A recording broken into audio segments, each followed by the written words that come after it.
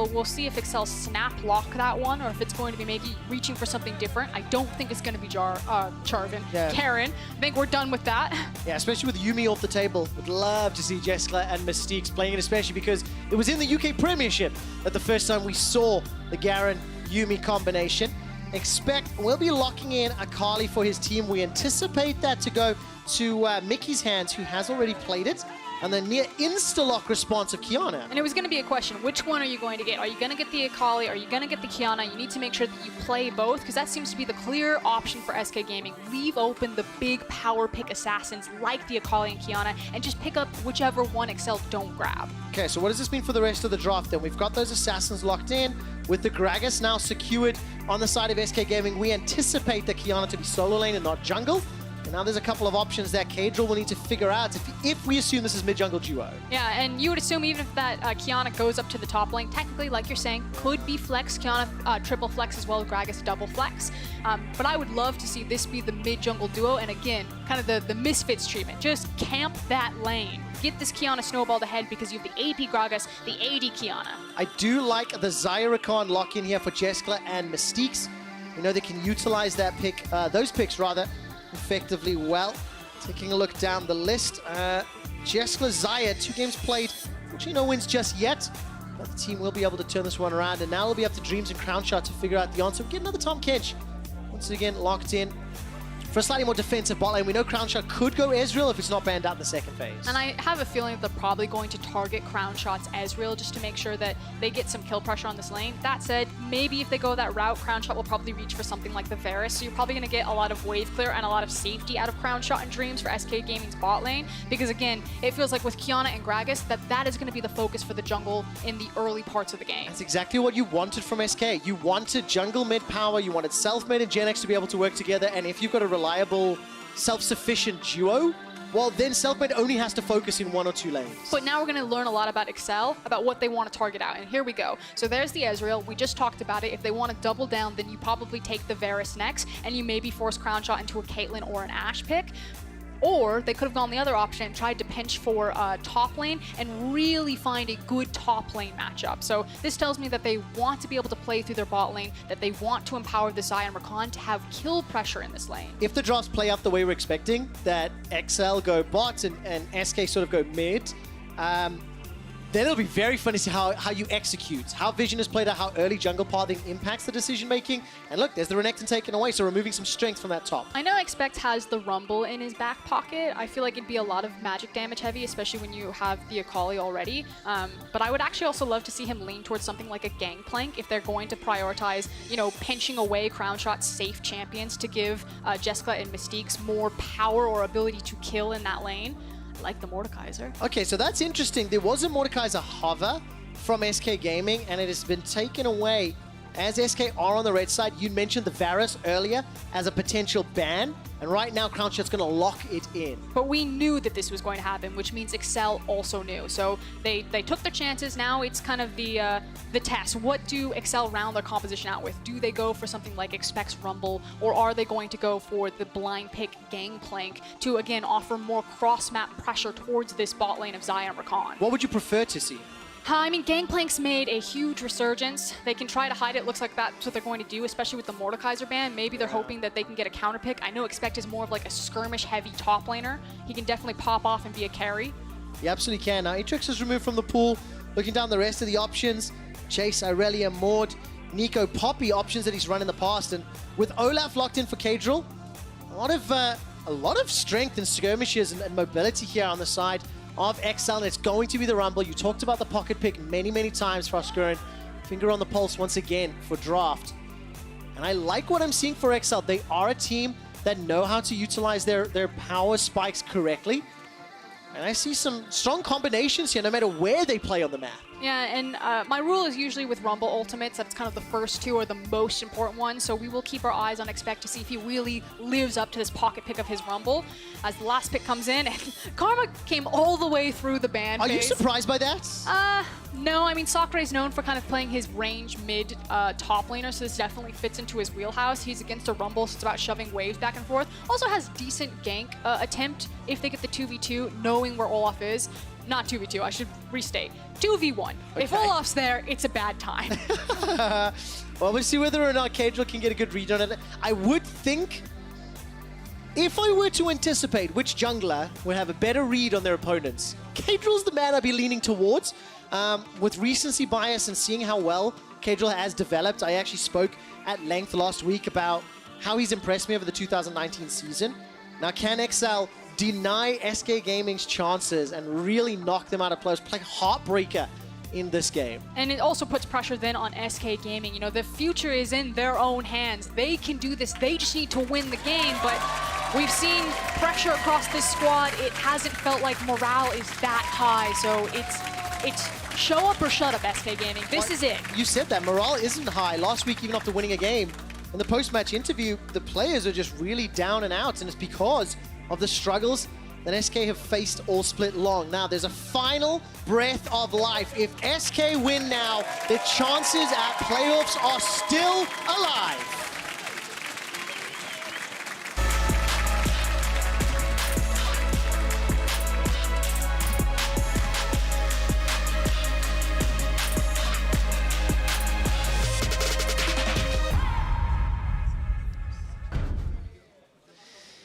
Welcome back to Game 2 of Week 9, the second to last day of the regular season.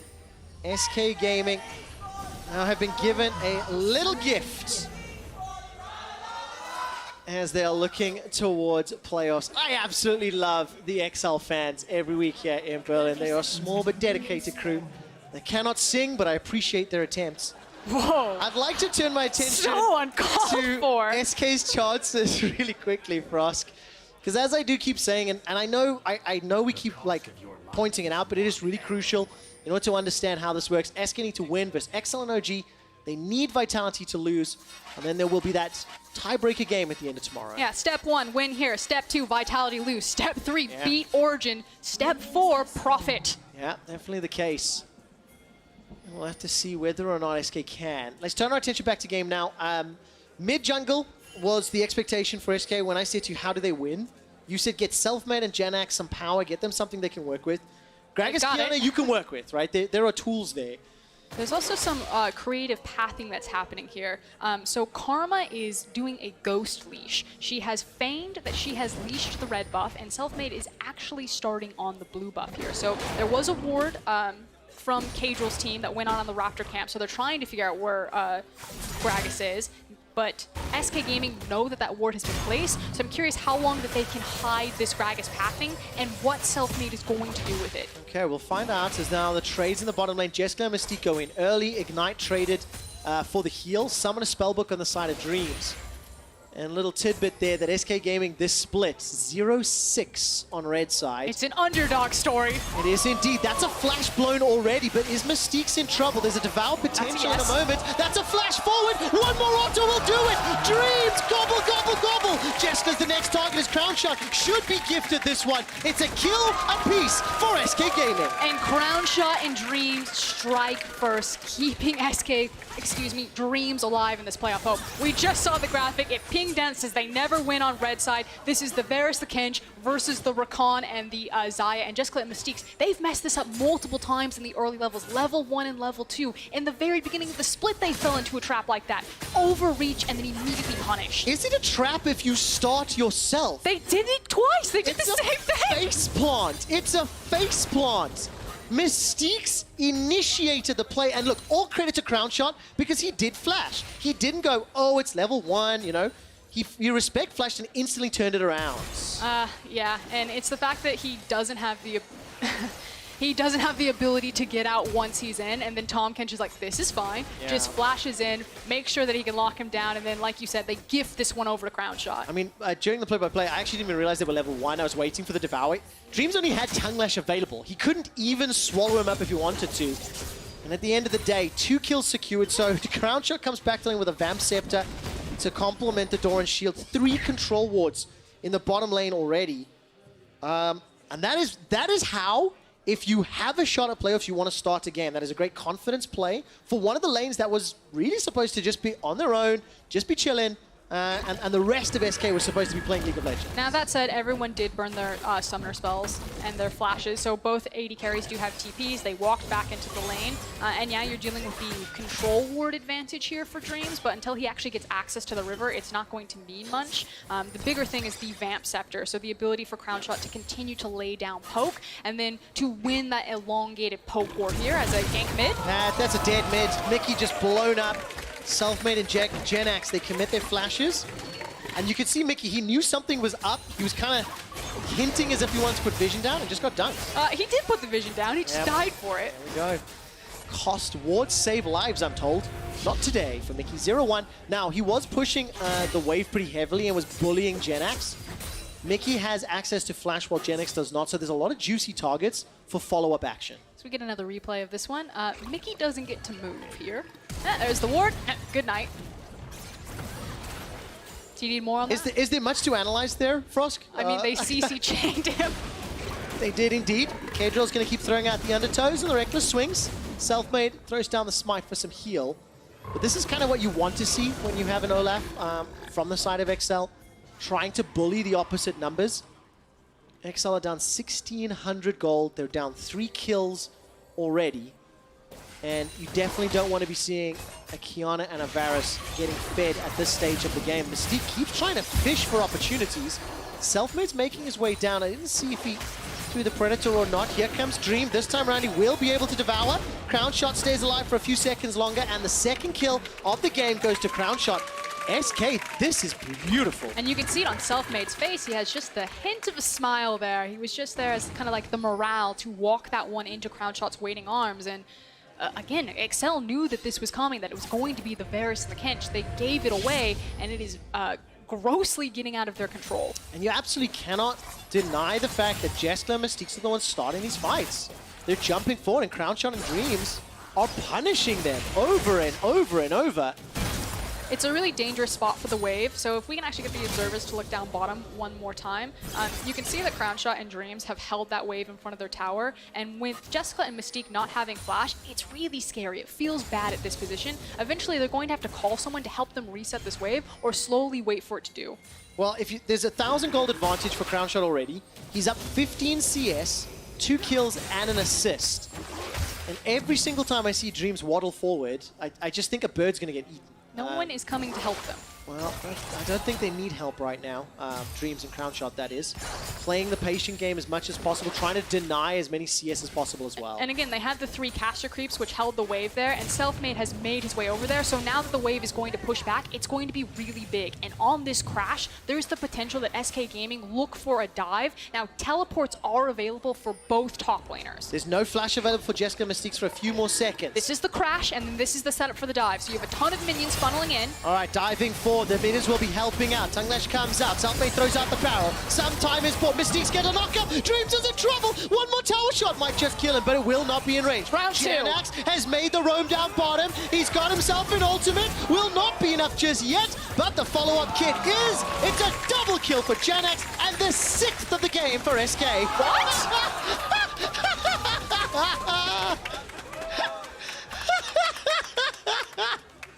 It's an oopsie. Oh man, do we have his pro view? Did he misclick? I don't know if we can actually check that, but I'd like to check the tape, please. Okay, so the dive didn't go as planned. Not the first time, and not the second time. That said, Qiayana now has 3 kills. That feels good. That feels exceptionally good. Jenax and Qiayana, they managed to at least turn it around. Yes, there was 1 additional kill donated, but it went to Mystiques, not to Jeskla. Equalizer comes down with the help of a little bit of a comment. Here comes Caedrel. He's running in. Got the ultimate available if needed. We'll decide to throw it down in a moment or two. Reckless swing. Kill will be donated to Mickey. The cost of a flash, so a little bit expensive, but they get their kill and they get out. Actually really well played by Caedrel there to make sure that he didn't take the last tower shot by using the flash. And good job for XL to recognize, hey, bot lane, not going our way. Let's instead try to figure something else up top lane.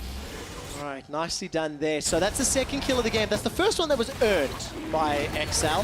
They are still behind, and even though they get the kill for us, Infernal Drake goes the way of SK. And when you see Varus, Qiayana, Gragas, Karma, that is a scary opponent. Oh, did we actually get pro view on this? Okay, what happened here? Okay, so we're going to be following Jenax. And credit, again, this dive, very close. So well done from Jeskla to Mystique to take a lot of damage. Try to see who was going to go down with them. Round 2 comes in. He's going to get the kills. It's nice of the ultimate to actually stun Jeskla off the tower there. Did he just walk back in before the minions get? Oh, that feels bad.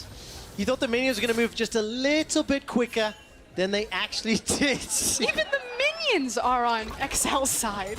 See what Jenax sees. Don't do what Jenax does. But look, all jokes aside, this team is still 2,000 gold up. We're nearly 10 minutes in. It's 3-1 on Jenax's Qiayana, 2-0-3 on Crownshot's Varus. They are doing very, very well, and they're in a position to use this composition to just steamroll the next few minutes of the game. Sacre, no flash. Doesn't have flash just yet, is in trouble. Perfect execution available for Mickey if needed. Sacre continues to run for his life, and that's an easy kill. And Sacre was just overextended, and that seems to be the punching bag that XL are hammering away on. Yeah, and maybe some miscommunication there. Jenax obviously new to the roster, kind of in the same vein that XL haven't had the same amount of time to build up that synergy with their mid laners, Mickey and Jenax coming in very late. And maybe it just looked like a delayed call. Hey, my mid laner's roaming. Well, here comes Selfmade with the help of Jenax. Equalizer comes down. Very nicely done. Both Selfmade and Expect. The barrel comes out. The stun on Caedrel. Ragnarok's available to him. 350 HP. Ultimate comes out. The barrel for a double! Selfmade and SK are looking for playoffs. And they are just tearing through. Now that bot lane has been set up so beautifully, you can now see that the mid lane is rotating out towards that top side. And surely SK Gaming are eating up all of the control in this map. Froskurinn, that is exactly what you wanted to see. I said to you, how do SK win this game?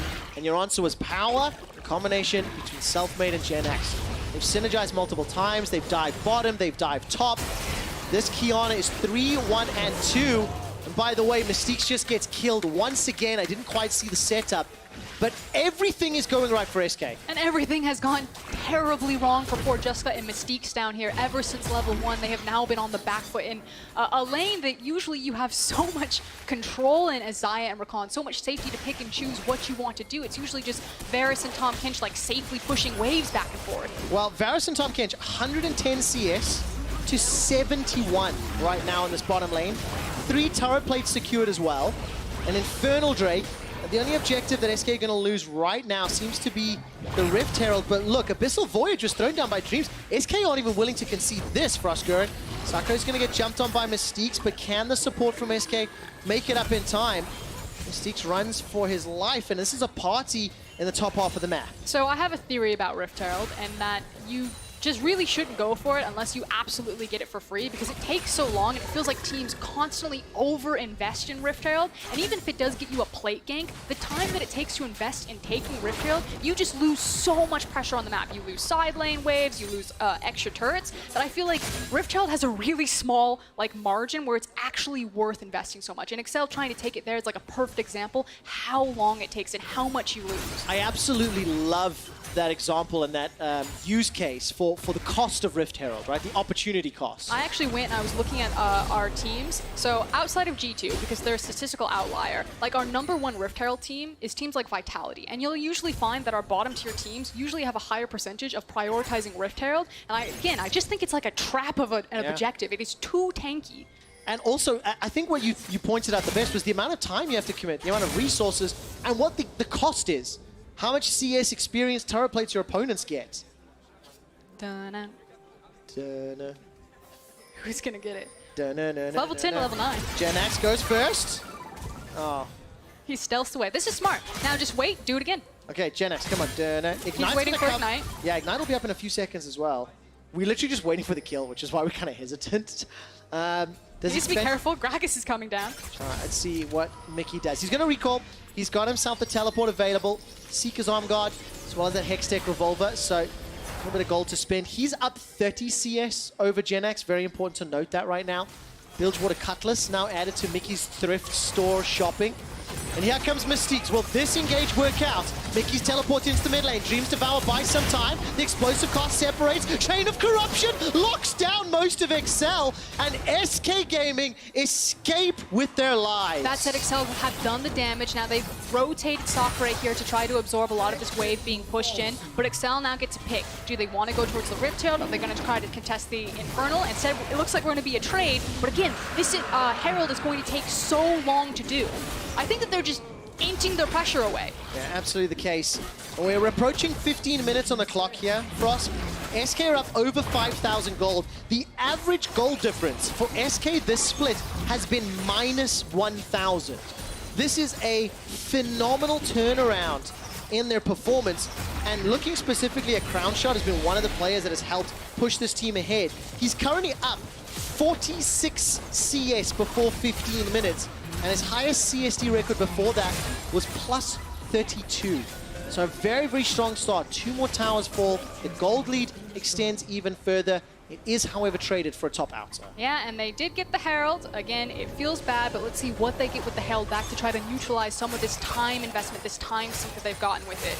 I think it looks like Caedrel's actually going to try to place it with the Akali. He could also place it in the mid lane and just try to hard force that down. All right, Sacre is looking for Mystiques once again, who's 1-3. One more mantra. Ooh, just not enough. Mystiques will survive. Okay, Rift Herald with XL.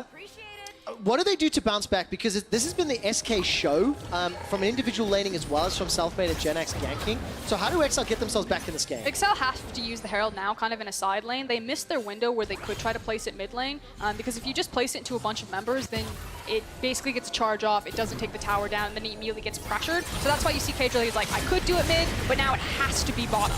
Okay, Rift Herald has been summoned. Expecting Mickey trying to do a dive. The blast cone over the wall. Jenax will get some support from Sacre. The boop from the Rift Herald onto the tower, and it's instantly killed. It's wasted anyway, and Caedrel's forced to flash away.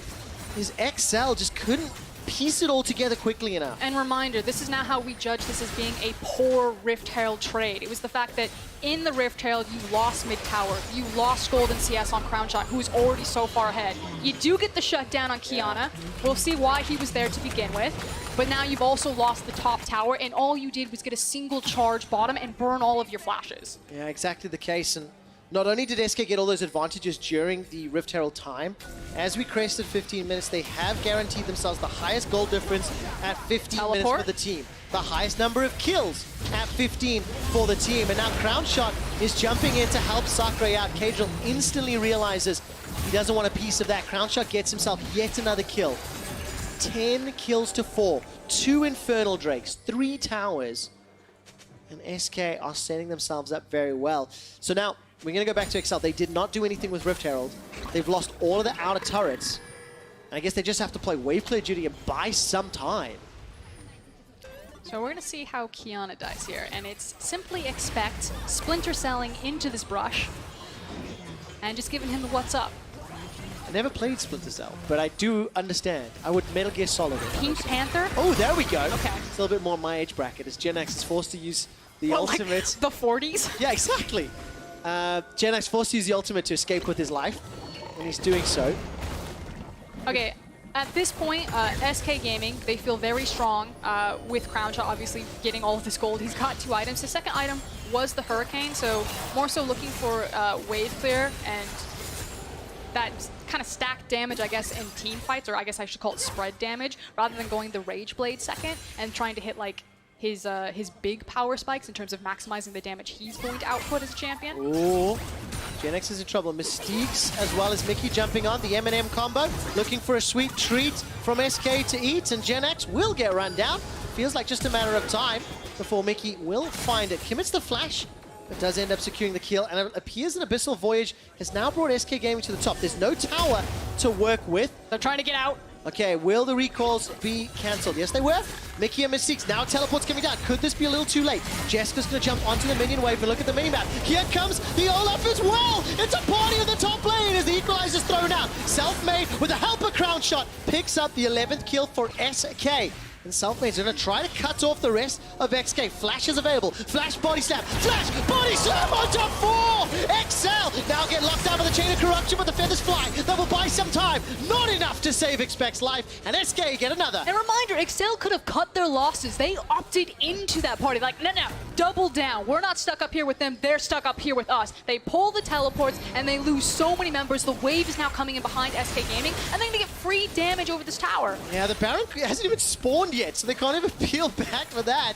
SK Gaming will look to chip away this mid-outer turret. And Sacre, with the help of SK Gaming, doing just a great job to respond to everything XL are throwing at them. SK Gaming have overstayed, however. They're sitting on a lot of gold that they just picked up in the recent fight, and the Mountain Drake has now just spawned. XL are back on the Rift. They've spent all of their gold, and if they actually just rotate over to this objective, they might be in a better chance to contest for it. But it actually looks like they're going to give it up. I mean, how much gold are they sitting on? Take a look at their pockets right now. 1,100, 1,800. They have had a chance to spend relatively recently. The third dragon of the game picked up by 19 minutes. Where was this SK all split long? I mean, I think it was just communication issues. I mean, obviously subbing Qiayana to Jenax, that made a huge difference. Yeah. Anytime you sub a player, you're not just looking at kind of what does player A presses buttons better than player B or anything like that, but it's also just communication of the team, morale. A single player difference makes a massive difference in teams. And of course, players just showing up in the day. I mean, Crownshot and Dreams have kind of unlocked this game from the start. 6-0-3, 9 of SK's 12 kills, 13 kills, have been picked up by Crownshot in the bottom lane. He and Dreams just outplaying and punishing Jeskla and Mystiques. And by the way, I know that Jenax's family are in the audience today. They're actually watching and playing, which is great to see, and especially with how important this game is for postseason. He's getting the parental buff. Oh, he is indeed. He's playing like a madman right now. Well, let's see if they can close the game out. 20 minutes now gone by. Mystiques once again in a little bit of a precarious situation. Just steps over the vision. Waiting to see if anybody was bold enough to look for Chain of Corruption. The Tongue Lash won't be in range either. So Mystiques does dance on the edge of death and get away. He's level 8 right now, significantly behind everybody. Dreams has got a 2-level advantage over him. But the setup is Baron. You can see the on-the-way pings from SK Gaming. They have full vision control of the area. Top lane is pushed into them, but they probably feel fine doing that as long as they have mid lane priority, and they will burn down this objective so quickly at this point in the game due to double Infernal and the Mountain. Yeah, definitely seems to be the case, and it is being shredded. The peel away, remember, Gragas barrel as well as Chain of Corruption. Chain of Corruption locks down Expect. No further follow-up just yet. Roots onto Caedrel. Piecing arrow will thrown out and Expect goes down. XL at this point should actually pressure the mid lane and force SK to come out. So they've now smoked them out of the area. Meanwhile, Mickey has gotten all of this free CS and gold over into the top side of the map. He's starting to cut in, possibly take a blue buff. Okay, will not stop for it just yet. SK are able to respond. Just a reminder, of course, XL, they have been eliminated from playoffs. They are trying to play spoiler to SK, but they are down 6,000 gold. They stopped the Baron this time round, and they have challenged some of the vision. But if you're an Origin fan, Origin are now watching this game with bated breath. Origin play SK Gaming tomorrow. Mickey versus Jenax, round 7. Ooh, the ult didn't connect. No, it didn't. The flash from Jenax. That's a dash over the wall from Mickey. The blast code from 2. The chilling smite comes down, and Mickey will go down to Jenax. And immediately, again, the assist ping for Baron here. SK Gaming didn't commit the entire team and give an opening for XL. They need to get back over control over mid lane, so they force it all the way down. That's actually a split decision. Look, they think that XL have gone towards the Baron because they think that that's where they're walking. SK Gaming are like, you're not here to defend this. No, and that's why SK will take their 4th tower here for free, uncontested. Also, it's important to note, Selfmade held onto his ultimate, so if another engage were to break out, that is a game-changing or fight-changing ability in this stage. And XL just cannot get to all of the bleeding points on the map. You can see that Caedrel takes the Scuttle Crab. He's now possibly even pulling XL to try to start this, but meanwhile the bot tower is going down. Mid's on fire, bot's on fire, the Baron's on fire, and XL can only put one out, one at a time. Like that, they can't put anything out, I don't think. They did get Scuttle Crab. Oh, there we go. You laugh, but that dissuades some teams. I walk over to Baron like, I guess I can't do anything. Scuttle is That here. is very, very true. But I love this Blast Cone play immediately after the fact. And look how quickly Selfmade is able to respond to back out Jenax. Yeah, and good job from Mickey to make sure that he isn't against that wall to get hit by the ultimate. That said, he's still way overextended, and it is a two-man party down here. Yeah, it really is. Selfmade 207 on this Gragas. When I look back at the draft, it was Qiayana, Gragas as the first 2 picks. That has unlocked this mid to late game, but crucially for me, the Tahm Kench during phase 1. Dreams has been playing so incredibly well, but Baron has been started once more. Now, I said Scuttle Crab would dissuade some teams. SK Gaming want to fight, so they are trying to lure XL here. And they say, either you come here and we take the Baron, or you come here and we kill you. All right, Caedrel's got Smite and Flash available. The blast can get used. Selfmade's taking a lot of damage, and he's forced outside of the pit, but XL are completely split up, and if you look at the minimap, Mickey is pushing down in the bottom lane. Baron fights has now become the name of the game, and despite the 8,000 gold lead for SK, they haven't been able to stick around long enough or find the fight to turn. And while the setup for Baron from SK Gaming can be criticized here, I do like their adaptation to constantly walk down mid lane and continue to force pressure points, but not keeping track of Expect's ult to clear the minion wave. Now SK Gaming are on the back foot, and suddenly it's XL who have pressure. Look at Mickey. And of course, with all of the shenanigans and the chaos on the map, keep track of wards and teleports. You know, Selfmade went so low due to the previous engages and the equalizer that there could have been an opportunity for Mickey to TP in and instantly assassinate him. So you got to be very careful with the craziness of the game and the flow. You create opportunities that can be punished. And XL are doing a really good job reading what SK Gaming want and not overcommitting this time around. They did an excellent job disengaging enough from that Baron and letting the Baron, like you're saying, do the dirty work for them and chunk out Selfmade. Something I haven't really taken stock of a lot over the course of the game, 25 minutes, is the itemization. The difference here for Jeskla, Essence Reaver and Rapid Fire Cannon versus more Mortius, Blade of the Ruined King, Hurricane, as well as a Vamp Scepter. If you look in the mid lane, well, taking note, Crownshot is about 75 CS up. Gunblade and Hourglass for Mickey versus Duskblade, Ghostblade on the side of Jenax. Now, the Abyssal Voyage will be enough threat to force a flash from Caedrel, but every time XL are pressured, it is Mickey that's currently playing the side lane. And SK Gaming are going to have to get very decisive here. They started the Baron again. We'll see if they stick to it this time. Because again, Mickey is just getting so many advantages in this bot lane. He has Teleport. Can XL bring this one back? Teleport is going to come down here, Froskurinn, as you mentioned. But Jenax will be able to blow up Caedrel. The Baron is already completed. And there's 4 members of XL. They actually get knocked away by the Gragas barrel, hence the energy dip.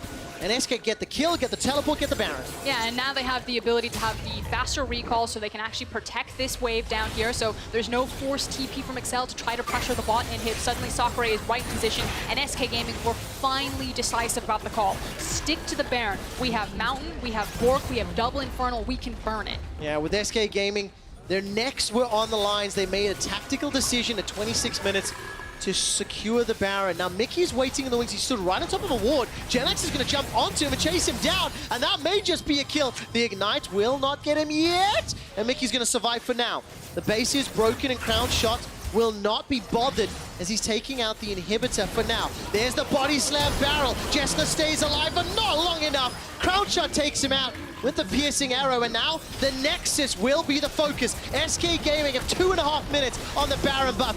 SK Gaming have a chance at playoffs, and they will not give it up. The Nexus turret has fallen. Caedrel is stepping forward and running away. Crownshot trying to back up for now, and Mickey's trying to zone him away. Yeah, the next wave is coming in, so they're just buying the time. They go in. All right, Equalizer comes down. Crownshot goes low. Chain of Corruption starts to spread, but it'll only catch down Caedrel. The Nexus is the target. XL go down, and SK keeps their hopes of playoffs alive. And big smiles, it feels like finally for the S Gaming crew here. Even Selfmade, a bit of a smile. That was a very good game for SK.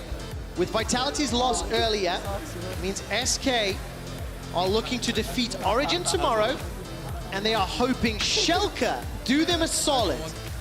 Their sister German team helping out by taking down Vitality. If those two things happen, you can see a tiebreaker game with SK and Vitality. And you're starting to see the pieces come together for SK Gaming that the squad wish were there in the beginning. Jenax is working so much better with Selfmade. Crownshot and Dreams are so consistent on this roster, and Sacre is getting to do what Sacre does every time, which is range top laner. Now, I'm a little bit disappointed in XL. I really started to buy into the development and growth of the performance. I don't think we got to see the level that XL are, have been showing us in recent weeks. Do want to give a shout out to Caedrel though, who will be joining us for Splice vs Fnatic and Origin vs Rogue. Despite the loss, help us break down that game and give us his perspective.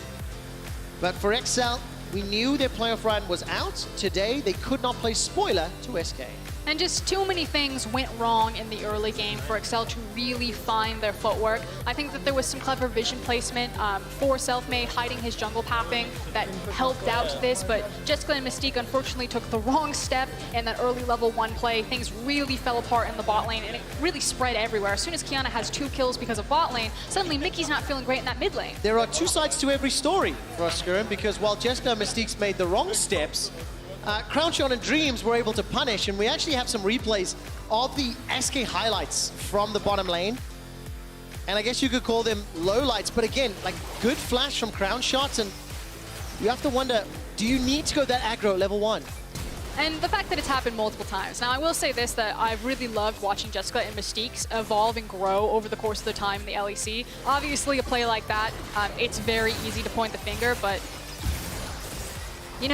like I said, 2 fool tails, me once, right? shame on me, fool me twice. I mean, you said it, we've seen this from Jeskla and Mystiques earlier in the split. I'm really happy to see that Crownshot and Dreams are able to punish it. And these tower dives, I hope they cut away just before the final kill though. The ultimate to also snag up Jeskla there off the tower. Yeah. Cut away! And Jeskla, No, cut away! I think he forgot what side he was on, looking at the blue side minions. Nevertheless, Jenax went on to pop off throughout the course of the game.